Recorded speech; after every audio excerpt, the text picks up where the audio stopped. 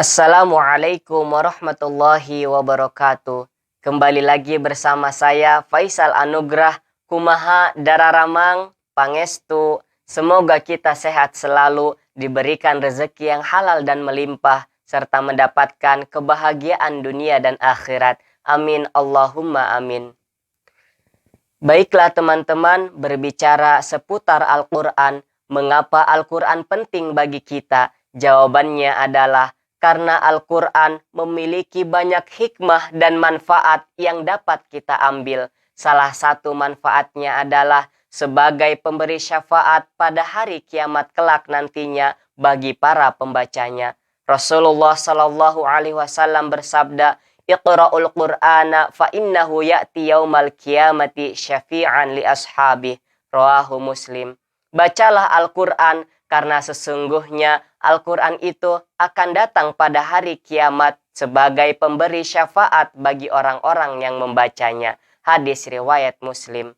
Teman-teman, hikmah dan manfaat lain yang dapat diambil dari Al-Quran adalah sebagai hidayah umat manusia dan menyelamatkan manusia dari kegelapan serta kemaksiatan dan kesyirikan. Tentunya Al-Quran diturunkan secara berangsur-angsur pun memiliki hikmah tertentu untuk menguatkan hati Rasulullah Shallallahu Alaihi Wasallam serta memudahkan para sahabatnya untuk menghafalkan Al-Quran.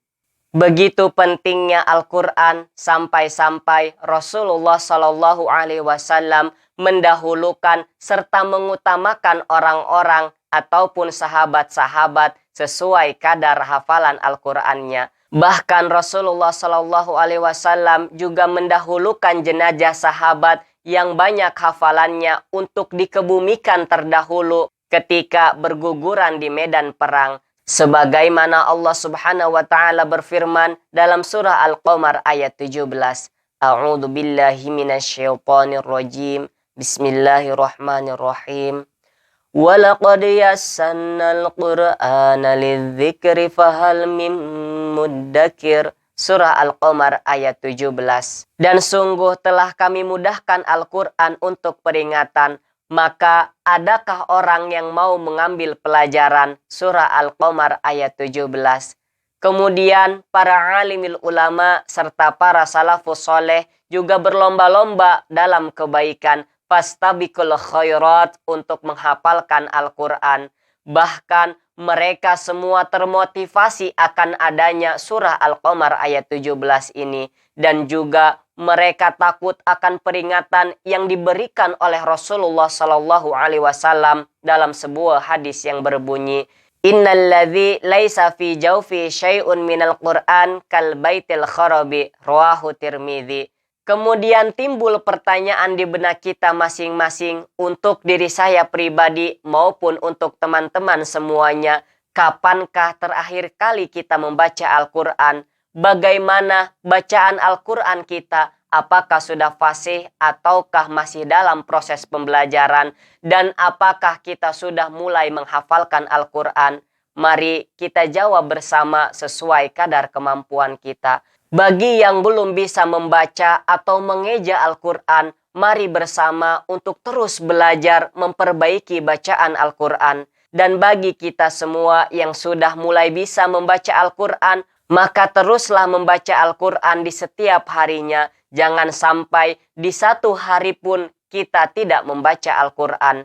Dan bagi kita semua yang sudah fasih dalam membaca Al-Quran, mari langsung melangkah ke step selanjutnya, yaitu menghafalkan Al-Quran. Dan bagi kita semua yang sudah fasih dan benar-benar menghafalkan Al-Quran, mari kita kaji isi dan makna Al-Quran, kemudian kita terapkan di kehidupan sehari-hari sesuai dengan makna dan isi Al-Quran. Dan yang terakhir, setelah kita mempelajarinya, kemudian membacanya setiap hari, dan terus menghafalkannya serta menerapkan di kehidupan sehari-hari kita sesuai makna dan isi Al-Quran, barulah kita mengamalkan serta mengajarkannya kepada orang lain.